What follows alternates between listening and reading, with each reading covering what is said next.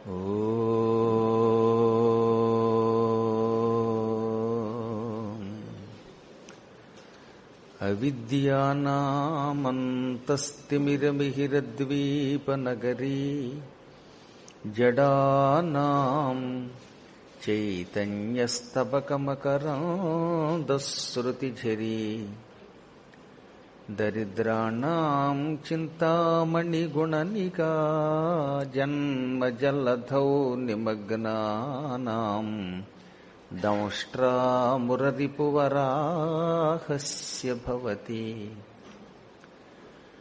శుక్లాంబరధరం విష్ణుం శశివర్ణం చతుర్భుజం ప్రసన్నవదనం ధ్యాయేత్ సర్వవిఘ్నోపశాంతయే. వందే గురుపదద్వంద్వమవాంగ్మానసగోచరం రక్తశుక్లప్రభామిశ్రం అతర్క్యం త్రైపురం మహః. నారాయణం నమస్కృత్య నరం చైవ నరోత్తమం దేవీం సరస్వతీం వ్యాసం తతో జయముదీరయేత్. సచ్చిదానందరూపాయ విశ్వోత్పత్యాదిహేతవే తాపత్రయ వినాశాయ శ్రీకృష్ణాయ వయం నమః. భీష్ముడనే ఒక మహానుభావుడు, ఒక ధర్మాత్ముడు ఆ కాలంలో ఉండబట్టి కొన్ని సందర్భాలలో అధర్మం పెచ్చు పెరుగుతూ ఉంటే ఆ అధర్మానికి తగిన సమాధానం ఇచ్చేటటువంటి దిక్కొచ్చింది అన్నారు. అందుకే ఆయన కౌరవులు పాండవులు నాకు సమానమైన ధర్మమే కనుక చెబుతున్నాను. మధ్య మధ్యలో వచ్చిన అధిక మాసాలు కలిపితే నిన్న సూర్యోదయంతో పాండవులకి అజ్ఞాతవాసం పూర్తయిపోయింది. కాబట్టే వాళ్ళు యుద్ధానికి సంసిద్ధులై వచ్చారు, బయటపడ్డారు. లేకపోతే అంత తేలిక బయటపడతారా? 12 ఏళ్లు అరణ్యవాసం, 1 ఏడు అజ్ఞాతవాసం చేసిన వాళ్ళు తొందరపడి సహనాన్ని కోల్పోయి యుద్ధానికి రారు కదా. పైపెచ్చు ధర్మరాజు వాళ్ళకి నాయకుడు. ధర్మరాజు అంటే ఒక మహాత్ముడు నాయకుడుగా కలిగినటువంటి పాండవులు అటు సూర్యుడు ఇటు పడిచినా సరే ధర్మం తప్పరు. సరే, అయ్యిందేదో అయ్యింది. మనం యుద్ధానికి సిద్ధపడి వచ్చాం. వచ్చిన తర్వాత ఇక ఎలాగో వెనుకంజి వేయడానికి వీల్లేదు. పైగా వచ్చినవాడు సామాన్యుడు కాదు. వచ్చినవాడు ఫల్గునుడు అవశ్యము గెల్తుమనంగరాదు రాలచ్చికి నై పెనంగెడు బలంబులు రెండును గెల్వనేర్చునే హెచ్చగు కుందగు తొడరుటెల్ల విధం బుల్ల కోర్చుటట్లు కాకెచ్చదలంచి ఒక్క మెయ్యి ఇత్తరి పొందును చేయుటొప్పగును. ఒక చాలా ప్రసిద్ధికెక్కినటువంటి భారత పద్యం ఇది. వచ్చినవాడు ఫల్గునుడు. ఆ వచ్చినవాడేం సామాన్యుడు కాదు. పోనీ ఏ అర్జునుడు అనొచ్చు కదా. ఎలా అన్నా సవ్యసాచి అన్నా అక్కడ సరిపోతుంది, లేదు ఇంకేదైనా పదం వాడవచ్చు. అలా వాడకుండా వచ్చినవాడు ఫల్గునుడని ఎందుకున్నారంటే నిన్న మనం చెప్పుకున్నాం, ఉత్తర ఫల్గుని విశిష్ట కాలంలో పుట్టాడు ఆయన. ఆ సంధికాలంలో పుట్టిన వాడిని కొన్ని కోట్ల మంది కూడా ఏమీ చేయలేరు. అకాల మరణం రాదు, అపజయం ఉండదు, అతన్ని యుద్ధరంగంలో చంపడం అసంభవం. అంతటి మహావీరుడు వచ్చాడు.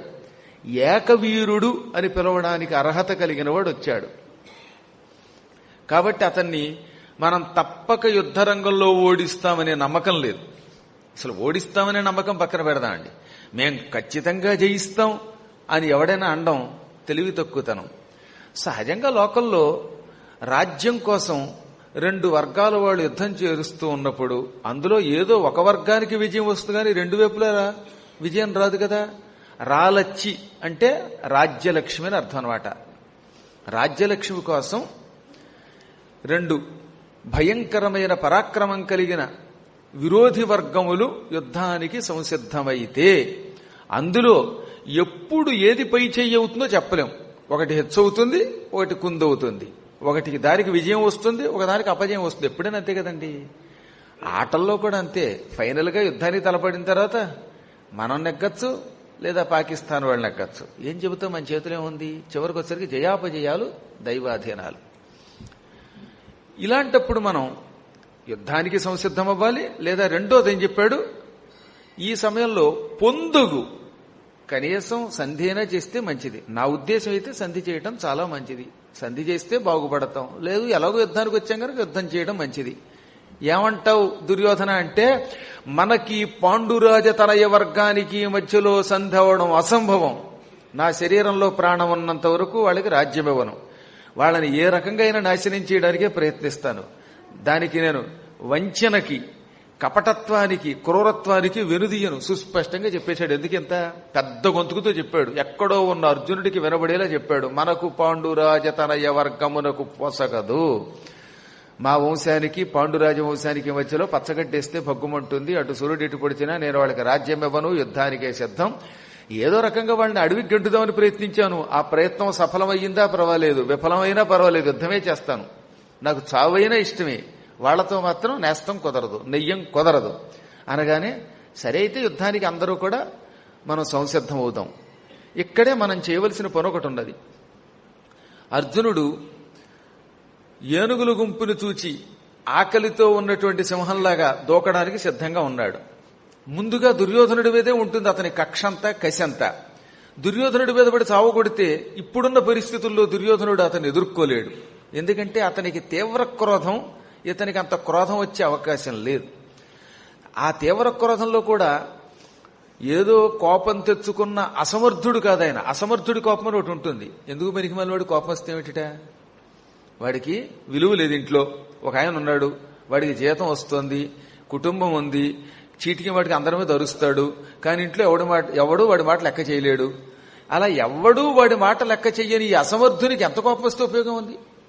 చని నోరు మూసుకున్నా అన్న అనొకడు, మీ మోహం తగలయ్యా, మీరు నోరు మూసుకోండి అని పెళ్ళాము. ఇంకా ఇలా అందరూ నోటికొచ్చినట్టల్లా కూర్చోండి అంటున్నప్పుడు చీటికి మాటికి కోపం తెచ్చుకునేటటువంటి ఒక అసమర్థుడు ఎటువంటి వాడు, ఈ దుర్యోధనుడు ఎటువంటి వాడని భావం అన్నమాట ఇప్పుడు ప్రస్తుతం భీష్ముడి దృష్టిలో. అందువల్ల మనం ఓ పని చేద్దాం. మనం వచ్చింది గోవుల కోసం. దుర్యోధనుణ్ణి కొంచెం సైన్యం ఇచ్చి ఈ గోవులతో పాటు హస్తినాపురానికి పంపేద్దాం. గోవులు వెళ్ళిపోయాయంటే వాటిని విడిపించుకుని వెళ్ళకపోతే వచ్చిన వాడు ఓడిపోయిన వాడితో సమానం. అర్జునుడు కనుక ఇప్పుడు ఈ గోవుల్ని విడిపించుకుని తిరిగి తీసుకువెళ్ళలేకపోతే ఇంచుమించుగా ఓడిపోయినట్టే, అతడు అపజయం పాలైనట్టే. కాబట్టి దుర్యోధనుడు కొంచెం సైన్యముతోటి హస్తినాపురానికి గోసంపదతో వెళ్లిపోవుగాక. అతని వెన్నంటి మనం 4 దిక్కుల్లోని కాపలా కాద్దాం. మధ్యలో ద్రోణాచార్యుడు ఉంటాడు, ప్రారంభంలో నేనుంటాను, అటూ ఇటూ కర్ణుడు, శకుని, జయద్రథుడు ఉంటారు. వీళ్ళందరినీ కాదని జయించి దుర్యోధనుడి దగ్గరకు అర్జునుడు వెళ్లాలంటే సమయం పడుతుంది, అతని వల్ల కాదు. ఈలోపు దుర్యోధనుడు హాయిగా గోసంపదతో హస్తినికి వెళ్ళిపోతాడు అని సైన్యాన్ని జాగ్రత్తగా విభాగించి సరిగ్గా గరుడ వ్యూహం పన్ని ముక్కు స్థానంలోనేమో భీష్ముడున్నాడు, రెక్కల స్థానంలో జయద్రథుడు, శకుని, కర్ణుడు ఉన్నారు. మధ్యలో సరిగ్గా పొట్ట స్థానంలో ద్రోణాచార్యుడు ఉన్నాడు, తోక స్థానంలో వెనక్కి వెళ్లిపోతూ దుర్యోధనుడు ఉన్నాడు. ఇలా సైన్యాన్ని చక్కగా ఒక పక్షి ఆకారంలో అమర్చారు. దీనికి ఒక వ్యూహం, గరుడ వ్యూహం అని పేరు.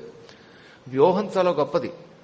అసలు సైన్యాన్ని ఎలా నడపాలో తెలియడమే కళ.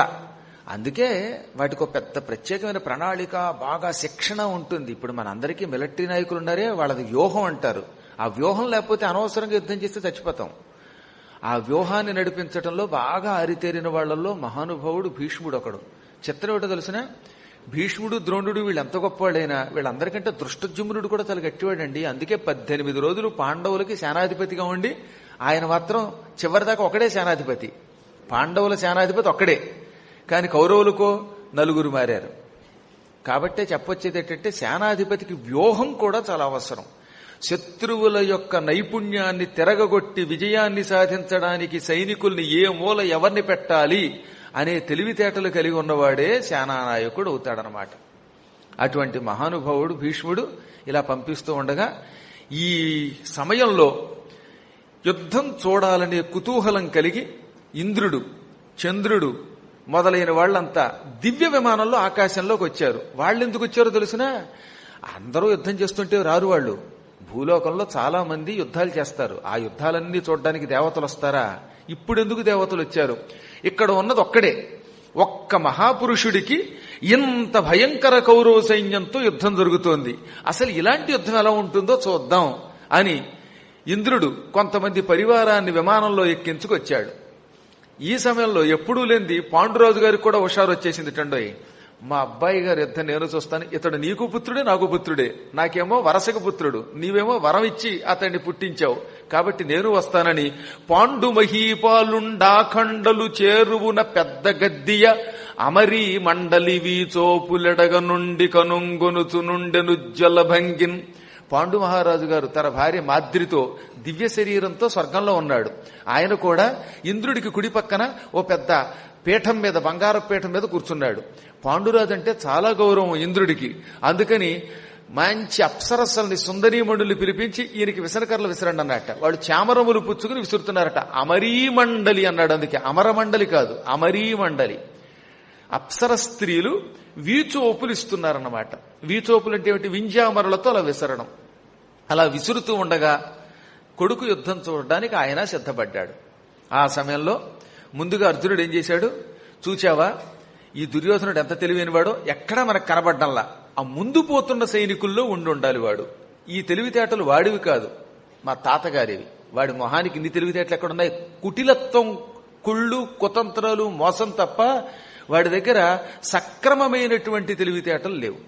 వాడు ముందు పోతున్నాడు అంటే ఆవుల్ని పట్టుకుపోతున్నాడు. ఆవుల్ని విడిపించకపోతే మనం యుద్ధానికి వస్తే మాత్రం ఉపయోగమే ఉంది. ఈ పనికిమాలి వాళ్ళని చావు దెబ్బతీస్తే మాత్రం ఉపయోగమే ఉన్నది. ఇప్పుడు మనం వేళ్ల మీదకి విరుచుకు పడద్దు. చాలా తెలివితేటలతో చుట్టూ తిరిగి వెడదాం. వెళ్లి దుర్యోధనుడు ఉన్న చోట, ఆవులున్న చోటకి వెళ్లి ఆవుల్ని విడిపిద్దాం. ఒక్కసారి గోవులు మనం అయ్యాయా అప్పుడు చూపిస్తాను నా పరాక్రమం. ఈ లోపు మనం రెచ్చిపోతే ఈ మూర్ఖులు మన మీద పడతారు. వీళ్లతో తగాదా పడే లోపు ఈ ఆవులతో వాడు హస్తినాపురానికి వెళ్ళిపోతాడు అని ఈ రథం నడుపుతున్నటువంటి ఉత్తరుణ్ణి సైనికుల మీదకి వెళ్లకుండా సైనికులకి కుడివైపు నుంచి తిప్పుకుపో అన్నాడు. వాడు చుట్టూ తిప్పుకుంటూ పోవడం మొదలెట్టాట. అది చూచి ద్రోణాచార్యుడు అన్నాడు భీష్ముడితో, ఇదేమిటండి, ఇతడు యుద్ధానికి రాకుండా ఇలా రథాన్ని సైనికుల చుట్టూత ఏదో అప్రదక్షిణగా తిప్పుతున్నాడే అన్నట్ట. అతను ఊహ ఏమిటో, కానీ నా అనుమానం వీడు మనతో యుద్ధం చేయడం అని రాజుగారి మీద పడతాడేమో. ఒకవేళ ఈ అర్జునుడు వెళ్లి దుర్యోధనుడి మీద పడితే ఈ అర్జునుడి ధాటికి దుర్యోధనుడు తట్టుకోలేడు. అప్పుడు వాడు ఏమైనా అయిపోతే మనకి ఇబ్బంది. కాబట్టి మనందరం సంసిద్ధంగా ఉండాలి, కాచు కూర్చోవాలి. సమయం చూసి ఇతడు దుర్యోధనుడి మీద విరుచుకు పడితే అప్పుడు మనం యుద్ధం చేద్దాం. అలాగని ఇప్పుడే మనం మీద పడ్డం అది అన్యాయం. తనంత తాను యుద్ధానికి రాకుండా ఒక్క వీరుడున్నప్పుడు వాడి మీద విరుచుకు పడ్డం క్షాత్రధర్మం కాదు అన్నాడు భీష్ముడు. ఈలోపు ఏం చేశాడు అర్జునుడు? గాంధీవాని పైకెత్తి 2 బాణాలు ద్రోణాచార్యుడి కాళ్ల దగ్గర వేశాడు. నమస్కార బాణాలు అంటారు. ఇప్పుడు మీరు వచ్చి స్టేజీ మీద దండం పెట్టడం బాగుండదు కదా. ఉపన్యాసం జరుగుతుంటే మధ్యలో వచ్చి గురువు గారండి అని ఇక్కడికి వచ్చి దండం పెడితే చాలా అసహ్యంగా ఉంటుంది. అందుకని భక్తి కలిగిన వాడు ఏం చేస్తాడు? దూరం నుంచి అలా దండం పెట్టుకు వస్తాడు. ఇంకా భక్తి ఎక్కువ ఉన్నాడు పక్కవాడిని ఇలా పొడిచి మరి వండండి అని ఇలా దండం పెడతాడు. ఇప్పుడు ఈయన అవి కాకుండా స్వతసిద్ధమైన వీరుడు ఎలా చేయాలో అలా చేస్తూ 2 బాణాలు నమస్కారం కింద విడిచిపెట్టాడనమాట. మరో 2 బాణాలు ఏం చేశాడు? చెవి పక్క నుంచి చెవికి తగలకుండా వేశాడు. చాలా జాగ్రత్తగా వేయాలండోయ్. నమస్కార బాణాలు కాళ్ళ దగ్గర వేస్తున్నప్పుడు కాళ్ళల్లో గుచ్చుకుంటే అవతలవాడికి ఇబ్బంది. మాయిదారి నమస్కారం. అలాగే చెవులు పక్క నుంచి బాణం వేసేటప్పుడు కూడా చెవులు తెగ్గొట్టకుండా తగలకుండా జాగ్రత్తగా వెళ్ళాలి. అవి వెడుతున్నప్పుడు ఎలా ఉందిట? కుశలమా అని అడుగుతున్నట్టుగా శబ్దం చేస్తున్నాయిట. ఈ విధంగా నమస్కార బాణములేసి కుశల ప్రశ్నల కిందేమో చెవుల దగ్గర నుంచి 2 అమ్ములు తగలకుండా వేశాడు. అలాగే భీష్ముడికి, అలాగే కృపుడికి దండం పెట్టాడు. అప్పుడు ద్రోణుడు ఆనందపడిపోయి, చూశారా భీష్మ, వీడు నా శిష్యుడు, ఎవరనుకుంటున్నారు? ట్రైనింగ్ నాది. ఈతడి బుద్ధి ఎంత అద్భుతమైనదో చూశారా? గురువులు కనబడగానే వినయంగా నమస్కరించాడు. ఒక వీరుడు ఎలా నమస్కారం చెయ్యాలో అలా చేశాడు. బాణాలతో నమస్కరించాడు. 2 బాణాలేమో చెవులు పక్క నుంచి వేశాడు. ఆ బాణములు కుశలమా అని అడుగుతున్నట్టున్నాయి. అంటే కుశల ప్రశ్నలతో కూడిన బాణాలు వేశాడు. ఈతడెంత ఒప్పి ఉన్నాడు చూశారా? ఇలాంటి శిష్యుణ్ణి తయారు చేసిన గురువుగా నా జన్మ సఫలమయ్యింది, ధన్యుండయ్యాను. ఇక ఆ వీరుణ్ణి చూడండి, ఆ రూపం చూడండి. విల్ల సద్గాండి వచ్చ ఆలనోద్ధతి కనద్విజ్జుల్లతాలీలగా అలఘుస్ఫార కపిధ్వజధ్వని సముద్యద్గర్జ చందంబుగా జలదాకారత నొందెత్తేరు ఇతడు పర్జన్యాకృతిం బొల్చె దోర్బల తీవ్రాది నిదాగ దుర్విష గర్వస్ఫూర్తి నిర్మూర్తిగన్. గురువుగారి యొక్క ప్రేమ ఈ పద్యంలో చూపిస్తున్నాడు అనమాట ఆయన. అర్జునుడు ప్రస్తుతం ఇంద్రుడిలా ఉన్నాడు, ఇంద్రపుత్రుడు కదా. ఆత్మ వై పుత్రనామాసి, తండ్రి ఎప్పుడు కొడుకు రూపంలో పుడతాడు. కాబట్టి తండ్రి కొడుకు రూపంలో పుడతాడు అంటే తండ్రే కొడుకుగా వస్తున్నాడు. తండ్రి యొక్క మహిమ ఇలా వచ్చింది. ఇంద్రుడి పుత్రుడు ఇంద్రుడిలా కనబడ్డాడు. ఇంద్రుడు ఎప్పుడు ఎలా వస్తాడు? మేఘాల మీద వాహనం చేసుకుని వస్తాడు. ఇప్పుడు అర్జునుడు ఎలా ఉన్నాడు? విలసద్ గాండివ చాలనోద్ధతి కనద్విజ్జుల్లత లేలగా, చీటికి వాటికి గాంధీవాన్ని కదుపుతున్నట్ట. ఆ గాంధీవం కదులుతూ ఉంటే అది ఎలా ఉంది? మెరుపు తీగలా ఉంది. బంగారపు రంగులో ఉన్న ఈ గాంధీవం అనే విల్లు కదులుతూ ఉండడం వల్ల మెరుపు తీగలా ఉంది. మెరుపు తీగ చూసారు ఆకాశంలో అలా అలా కదులుకుంటూ వెళ్ళిపోతుంది. ప్రస్తుతం గాంధీవం యొక్క కదలిక విజ్జుల్లత వలె, మెరుపు తీగ వలె ఉంది. మెరుపు తీగతో పాటుగా మేఘంలో ఇంకేం ఉండాలి? ఉరుములు ఉండాలిగా. పైన జెండా ఉన్నది. అర్జునుడి రథం మీద ఉన్న జెండా మీద ఎవరున్నారు? ఆంజనేయుడున్నాడు. ఆ ఆంజనేయుడు మధ్య మధ్యలో కదులుతూ హుమ్ అంటున్నాడు, ఉప్పు ఉప్పు అంటున్నాడు అనమాట. అది ఎలా ఉన్నది? ఆంజనేయుడి యొక్క శబ్దం. ఆ పతాక కదులుతూ ఉంటే, జెండా రెపరెపలాడుతూ ఉంటే, ఆ రెపరెపలాడుతున్న శబ్దం మేఘం ఉరిమినట్టుంది. సాధారణంగా గట్టి గాలేసినప్పుడు జెండాలు టపటప శబ్దం చేసుకుంటాయి. ఆ విషయం మీ అందరికీ అనుభవమే. జెండాలు రెపరెపలాడతాయి. ఇది ఉట్టుట్టి రెపరెపలు కాదు. ఆ జెండా సజీవమైన జెండా. ఎందుకంటే ఉన్నది ఆంజనేయుడు. ఆంజనేయుడు ఆ జెండా మీద ఉండి గాలి కదలడమే కాకుండా, రెపరెపలాడటమే కాకుండా మధ్యలో నిజంగానే గర్జిస్తున్నాడు ఆయన. హుమ్ అంటున్నాడు. ఆనాడు సముద్రం దాటినప్పుడు హుమ్ అన్నట్టుగా. అందువల్ల ఆంజనేయుడి యొక్క శబ్దం, ఆ రెపరెపలాడుతున్న శబ్దం, ఈ రెండూ కలిసి భయంకరమైన ఒక ఉరుము వలె ఉన్నది. ఇక కపిధ్వజధ్వని సముద్యద్గర్జ చందంబుగా జలదాకారత నొందె తేరు. అర్జునుడు ఎక్కి వచ్చిన రథం పెద్ద మేఘంలో ఉంది. ఆ రథం నల్లని రథం. ఆ రథం నల్లనైనటువంటి చక్రములతో, నల్లని రంగుతో ఒప్పారుతూ ఉంది. ఎందుకో నలుపు అంటే బాగా ఇష్టం పాప ఉత్తర కుమారుడికి. అందుకని ఎక్కువగా రథానికి నలుపేశాడు. కొంతమంది ఎందుకో బండి చక్రాలు కూడా నలుపు రంగేస్తారు, తుప్పట్టకుండా ఉండడానికి. ఆ నలుపుతో ఉన్న కారణం చేత తేరు, రథము ఓ పెద్ద మేఘంలో ఉంది. వర్షాకాలపు మేఘంలో ఉందన్నమాట. ఆ వర్షాకాలపు మేఘం ఎక్కి అర్జునుడనే ఒక ఇంద్రుడు చేతిలో ఉన్న గాంధీవం అనే మెరుపు తీగతో, కపిధ్వజధ్వని అనేటటువంటి ఉరుముతో కౌరవుల మీదకు వస్తున్నాడు. కౌరవులు ఎవరింతకీ? వేసవికాలంలో ఎండిపోయిన నేల. వేసవకాలంలో నేల బాగా బేట్లు ఇచ్చింది. అప్పుడు ఆ వేసవకాలపు నేలని, ఎండిపోయిన నేలని మేఘం వస్తే ఏం చేస్తుంది? శుభ్రంగా బురద చేస్తుంది. కౌరవులు అనేటటువంటి వేసవి కాలాన్ని నాశనం చేసి బురద చేసే మేఘమట ఆయన.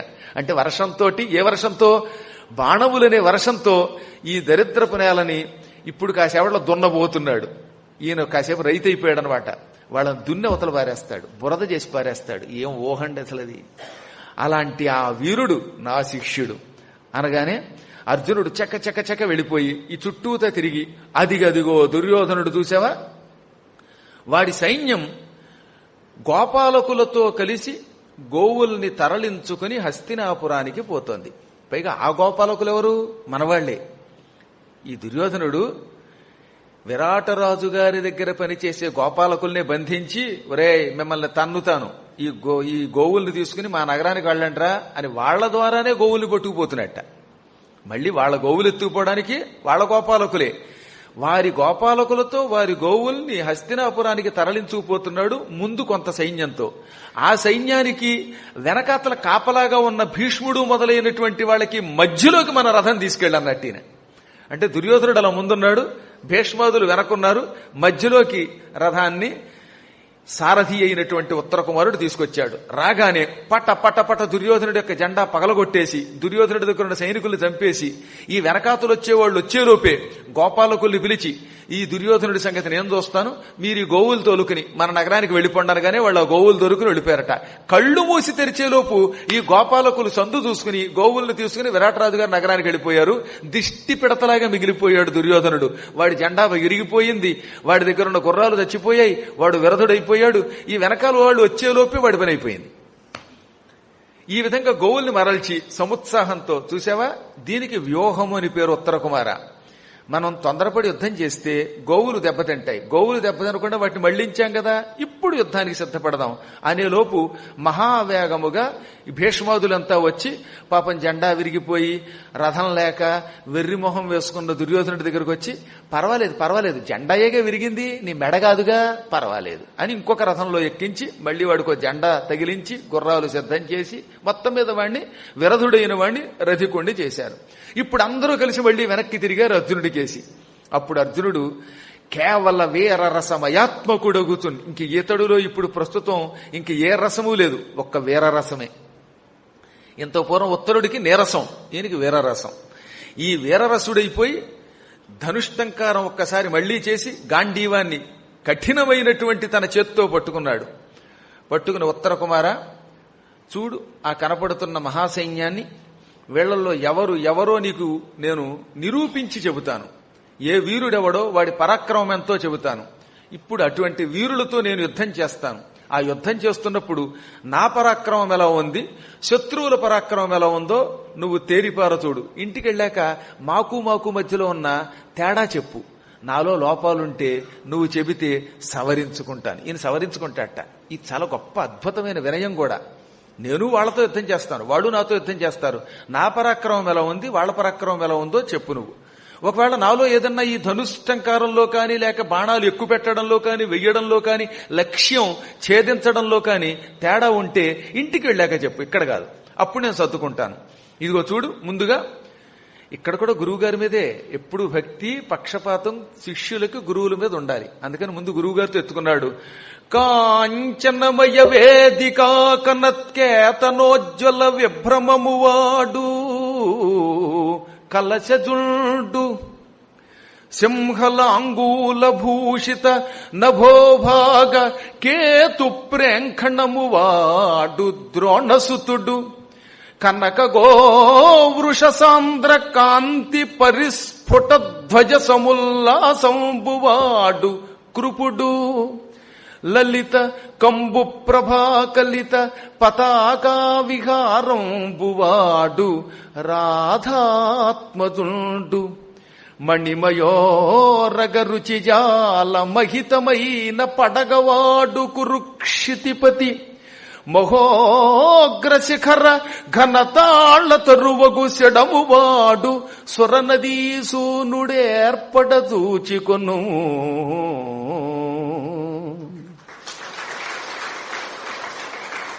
ముందుగా గురువు గారిని చూపించాడు. అదిగో ఏ జెండా మీద ఏ గుర్తుందో చెబుతాను, దాన్ని బట్టి ఎవరెవరో తెలుసుకో. బంగారపు రంగులో ఉన్న జెండా మీద బంగారపు వేదిక స్టేజీని ఏర్పాటు చేసుకున్నాడు ద్రోణాచార్యుడు. ద్రోణాచార్యుడు వారికి కూడా ఒక జెండా ఉంది. ఆ జెండా మీద బంగారపు వేదిక ఉంటుంది.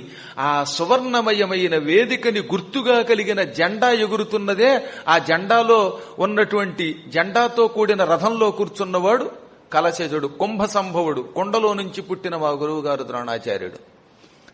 ఇంకా సింహం తోకని జెండా మీద గుర్తుగా పెట్టుకున్నటువంటి వాడు గురువు గారి కొడుకు ద్రోణాచార్య పుత్రుడు ఈశ్వర వరప్రసాది అశ్వత్థామ. అశ్వత్థామ గారి యొక్క జెండా మీద ఏముంటుంది? సింహం తోకుంటుందిట. కృపాచార్యుడు పరమ బ్రహ్మచారి, సన్యాసి, ఉత్తమోత్తముడు, సాధువు. అందుకే ఆయన జెండా మీద ఏం పెట్టుకున్నాడనమాట? బంగారముతో చిత్రీకరింపబడినటువంటి, బంగారముతో తయారు చేయబడిన ఆవు, ఎద్దు. ఒకటేమో ధర్మమునకు ప్రతీక, ఎద్దెప్పుడు కూడా ధర్మమునకు ప్రతీక. ఇక గోవు భూదేవికి, సహనానికి ప్రతీక. ఇటు భూమి, ఇటు ధర్మం, ఈ రెండూ కూడా నా జెండా మీద ఉన్నాయి అని చెప్పడానికి ఆవుని, ఎద్దుని చిహ్నములుగా చిత్రించుకుని బంగారముతో జెండా మీద పెట్టుకున్నవాడు ఆ మహాత్ముడు కృపాచార్యుడు. ద్రోణాచార్యులు వారి బావమరిది, ఈ అశ్వత్థామకి మేనమామ, ద్రోణుడి భార్య కృపికి అన్నగారు. ఇక ఆ పక్కనున్నవాడున్నాడే తెల్లనైనటువంటి జెండా గుడ్డ పెట్టుకుని దాని మీద శంఖాన్ని చిత్రీకరించుకున్నాడు. శంఖమును జెండా మీద బొమ్మగా పెట్టుకున్నటువంటి వాడు రాధాపుత్రుడు. అక్కడ కర్ణుడల్లా రాధాత్మజుడు, వాళ్ళ అమ్మని బట్టి వాడు బుద్ధి, అందుకని రాధాత్మజుడు అన్నాడు. తన బుద్ధికి మారు రూపమా అన్నట్టుగా విషపు బుద్ధి గనక నల్లని విషసర్పాన్ని జెండా మీద చిత్రీకరించుకున్నవాడున్నాడే ఈ కురుక్షితిపతి దుర్యోధనుడు. వాడి బుద్ధి పాము బుద్ధి, వాడు విషసర్పం, అందుకే ఆ విషసర్పాన్ని జెండా మీద పెట్టుకున్నాడు. ఇక ఆ పక్కనున్న మహానుభావుడు మా తాతగారు. భూలోకంలో కల్పవృక్షంగా ప్రసిద్ధికెక్కింది తాడి చెట్టు. తాడి చెట్టుని ఏమంటారు? భూలోక కల్పవృక్షం అంటారు. సామాన్యులకి అది ఇంటి మీద తాటాకులు కప్పులుగాను ఉపయోగపడతాయి. అటువంటి తాడి చెట్టుని జెండా మీద పెట్టుకున్నవాడు సుర నదీసూనుడు, ఆకాశ గంగాపుత్రుడు, మందాకిని పుత్రుడు, గంగాపుత్రుడు, గాంగేయుడు. ఆయన ఏర్పడ చూచుకొనుము, ఎవరెవరో బాగా చూసుకో, వేరువేరుగా తెలుసుకో. ఈ మహానుభావుడు గురువు గారి దగ్గరకు ముందెడదాం. గురునకు ప్రదక్షిణంబుగ నరదము పో నిత్తమిం మహాపురుషునడం పరిభవము వలవదీతడు కురుకుల నృపతనయ శిక్షకుడు సుమ్మనగా. గురువు గారి చుట్టూ ప్రదక్షిణ చేసి అప్పుడు యుద్ధానికి ఎడదాం. ఇతని మీదకి ముందుగా మనం యుద్ధానికి వెళ్ళకూడదు. ఎందుకంటే ఈయన మా కౌరవులకి పాండవులకి అందరికీ కూడా విలువిద్య నేర్పిన మహానుభావుడైన కురుకుల నృపతనయ శిక్షకుడు. ఆయన ఆచార్యుడు, గురువు, పరమోదాత్తుడైన, నేనంటే ఎప్పుడు ఎంతో ప్రీతి. అటువంటి తండ్రితో సమానుడైన ఈతనితోటి కయ్యమునకియ్యకొన తగదు ఏను దుష్పథద్యోత జయోద్ధతుండగు సుయోధను నింపరిమార్పబోవుచో శాతశరోత్కరం బెతడు చక్కగా నేయున నన్ను నేయడో చోతము తానమున్ననికి చొత్తిన త్వత్తముగాక పెమ్మటం. ఈతనితో యుద్ధానికి వెళ్లడం ధర్మం కాదు. ఎందుకంటే తండ్రితో సమానుడు గురువు కనుక. గురువు ఎడల ఎవడైనా సరే ప్రేమనే చూపించాలి, భక్తినే చూపించాలి. గురువుతో అనవసరంగా యుద్ధం చేయకూడదు. యుద్ధరంగంలోకి వెళ్ళాక ఆయన ముందుగా నా మీద బాణం వేస్తే అప్పుడు చూసుకుందాం అన్నాడు అండోయ్. యుద్ధానికి వెళ్ళాక తప్పదు మరి, కానీ ఇప్పుడు మాత్రం యుద్ధం చెయ్యకూడదు. ఈతడు పరమ ఉదాత్తుడు, పుణ్యపురుడు, అనేక విధములైన అస్త్రశస్త్రములలో ఆరితేరినటువంటి వాడు. నేను ఈ దుర్యోధనుడిని ఇప్పుడు చితక్కొట్టడానికి వెడతాను. అప్పుడు ఆయన దుర్యోధనుడికి నాకు మధ్యలో అడ్డొచ్చి నన్ను కొడతాడో లేక శిష్యుడనే పక్షపాతంతో ఊరుకుంటాడో చూద్దాం. తాన మున్ననికి చొచ్చిన చొత్తముగాక పెంబటం. తనంత తాను నా మీద పడితే అప్పుడు చూద్దాం. ప్రస్తుతం మాత్రం ఆయనతో యుద్ధం చెయ్యకూడదు. ఇక ఈ పక్కనున్నాడే ఆయన కూడా గురువుగారితో సమానుడే, ధైర్యధనుడితడు, ద్రోణాచార్యులకెనవచ్చు దివ్య శరవిధుడు కృపాచార్యుడు మత్పితృసకుడు ఆచార్యకమనరించె మాకు శైశవము తరిన్. ధైర్యములో ద్రోణాచార్యుడితో సమానుడు. ఆయన పేరు కృపాచార్యుడు. మా నాన్నగారు పాండురాజు, ఆయన కలిసి చదువుకున్నారు చిన్నప్పుడు, అందుకే మత్పితృసకుడు, నా తండ్రి గారికి స్నేహితుడు. మాకు చిన్నప్పుడు పాఠాలు చెప్పాడు. ఆచార్యకమనరించె మాకు శైశవము తరిన్. పెద్దయ్యాక ద్రోణుడు నేర్పాడు, చిన్నప్పుడు ఆయన నేర్పాడు. ఎల్కేజీయేగా మరి, ఏ కేజీ అయినా కేజీయే. అప్పుడు చిన్నప్పుడు పాఠం చెప్పిన గురువు గారు ఆయన, పెద్దయ్యాక పాఠం చెప్పిన ఆయన. ఈ ఇద్దరికి మనం ఎప్పుడు గౌరవం ఇవ్వాలి. వారంతట వారు యుద్ధానికి వస్తే అప్పుడు చూద్దాం. గురువు గారితో యుద్ధం చేయాల్సి వస్తే దండం పెట్టి కొట్టడంలో తప్పులేదు. మీరు మాత్రం కొట్టకండి సుమా, అక్కడ అది యుద్ధం. గురువుగారికి దండం పెట్టి కొట్టొచ్చని చెప్పారండి గురువుగారు. అయితే మీకు దండం పెట్టి తర్వాత ఇచ్చుకోమా అంటే దండం దశగుణం భవేత్తని కొట్టకూడదు. అది యుద్ధరంగం కనుక ఆ మాట అన్నాడు ఆయన. ఇక ఈ కృపాచార్యుడికి కుడివైపు నిలబడనున్నాడే, నాకు వాడికి మధ్యలో ఎప్పుడు నిరంతర విరోధం. యోధాగ్రేసరుడు, యుద్ధతేజుడు, రణోద్యోగానురక్తుండు, దుస్సాధ ప్రక్రమ బాహువీర్య కలిత క్షమాపాల వాల్లభ్య లక్ష్మీధామాత్ముడు, జామదగ్న్య కలిత శ్రేష్టాస్త్ర విద్యాఢ్యుడు, ఈ రాధేయుండొక చిరికింగొనడు వీరవ్రాతమున్ పోరుల.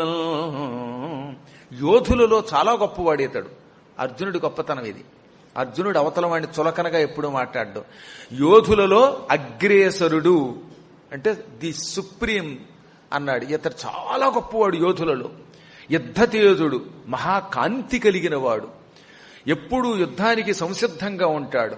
అంత తేలికగా ఈతనెవరూ యుద్ధరంగంలో బాహుపరాక్రమంతో జయించలేరు. అన్నిటికీ మించి మహానుభావుడు జమదగ్ని పుత్రుడైన పరశురాముడి దగ్గర విద్యాభ్యాసం నేర్చుకున్నవాడు. ఈతడు జామదగ్ని దగ్గరికి చేరి పరశురాముడి దగ్గరికి చేరి అనేక అస్త్ర శస్త్ర విద్యలు నేర్చుకున్నాడు. అందుకే ఆ మాట అన్నాడు, జామదగ్నియ కలిత శ్రేష్ఠ అస్త్ర విద్య ఆఢ్యుడు అన్నమాట. అంటే పరశురాముని దగ్గర నిరంతరం సాధన చేసి శ్రేష్టమైన గొప్పవైన అస్త్రములను పొందినవాడు. ఇక ఈతడు రాధేయుడు అని ప్రస్తుతం పిలువబడుతున్నవాడు. వీడి తల్లి ఎవరో తండ్రి ఎవరో తెలియదు కానీ వాడు పెంచుకున్నారట. అసలు రహస్యం ఇనికి పూర్తిగా తెలియదు కాబట్టి ఏమన్నాడు, పెంపుడు కొడుక రాధాకి ఈతడు. ఆయన అంత తేలికగా యుద్ధరంగంలో ఎవరిని ఒప్పుకోడు, ఎవరిని దగ్గరికి రానివ్వడు, చీల్చి చెండాడతాడు. అటువంటి వీడితో ఇప్పుడు నేను యుద్ధానికి వెడుతున్నాను. మా ఇద్దరికీ మధ్యలో నిరంతరం వైరుధ్యం. ఈతనితో మాత్రం నేను కావాలని ముందుగా యుద్ధానికి దిగుతాను. మేము కొట్టుకుంటున్నప్పుడు వాడు వేగంగా వేస్తున్నాడా, నేను వేగంగా వేస్తున్నామా, ఎవరి దగ్గర ఏ శక్తి ఉంది, ఎవరి అస్త్రాలు గొప్పవో బాగా పరిశీలించు నువ్వు. ఆ తర్వాత ఇంటికి వచ్చాక నాకు చెప్పాను. కానీ పరిశీలించడం ఏంటి, వీళ్ళని చూస్తుంటే నా గుండెలు బేజారు ఎత్తిపోతున్నాయి, ఇక నేను యుద్ధం ఏం చూస్తానన్నాడు. పాపం వీడికేమో నీరసం వచ్చేస్తుంది, కళ్ళు తిరిగిపోతున్నాయి. వాళ్ళ జనాలు చూస్తే వణికిపోతున్నాడు ఈయన. ఒక్కొక్కడు ఒక్కొక్క రకంగా తాచుపాముల్లో ఉన్నారు అవతల శత్రువులు. వీడి జీవితంలో ఎప్పుడు వాళ్ళని చూడలేదు.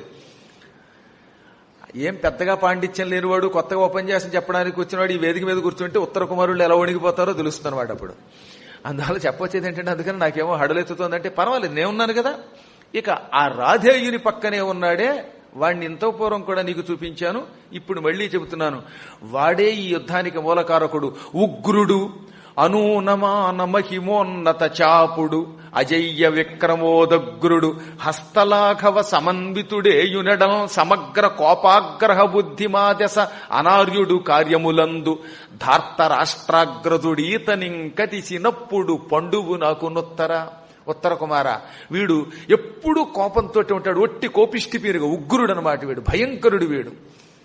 అంతా ఇంత అని పిలవడానికి వీల్లేని దురభిమానధనుడు. వీడికి అభిమానం ఎక్కువ. అభిమానం అంటే అది మంచి అభిమానం అయితే పర్వాలా, దురభిమానం చీటికి వాటికి నన్ను గౌరవించలేదు, నన్ను అవమానించారు అని ఇతరులు ఏదైనా అంటే దానికి పీక్కుంటాడు. నిజంగా ఇంగ్లీష్లో వెళ్ళి సెన్సిటివ్ అంటారు. సెన్సిటివ్ కదా వాళ్ళు, మూర్ఖులు వాళ్ళు. ఎందుకని అన్నిటికీ పీక్కుంటే ఎలాగండి?